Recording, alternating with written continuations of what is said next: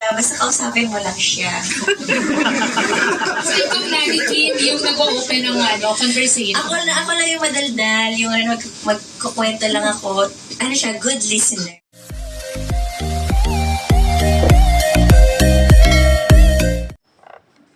Another update, Kim Chiu and Paulo Abilino. Dito po ay nagkabukingan na nga ang mga photos ng Kim Pao. May lumalabas na mga picture kuha doon sa behind the scene ng kanilang shoot sa Linlang. And then, mayroon din mga photos na hindi to kuha ng Linlang. Samantala ay kinilig naman ang mga Kim Pao fans, nagpapasalamat dahil po ay naalungkat nga itong mga photos na kung saan galing na may naglalabasan na nga ng mga ebidensya sa kanila. Maraming beses na nga raw na magkasama ang dalawa na masyal. May mga photos na kung saan galing ng mga ibang netizens na basta na lang daw in-upload sa Twitter na magkasama ang dalawa. Yung iba hindi kuha doon sa Linlang, yung iba naman ay kuha sa Milan.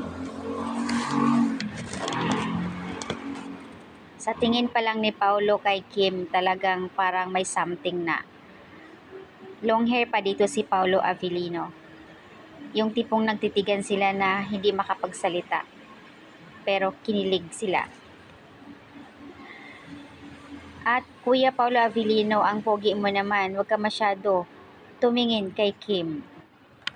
Samantala, maaga naman namigay ng ayuda pang Christmas gift si Kim Chiu, namimigay ng pera sa mga kasamahan din niya at sa mga kaibigan.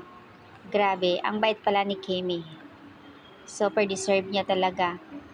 Nabigyan ng blessings dahil napakabait. At hindi raw ito madamot sa kanyang mga katauhan.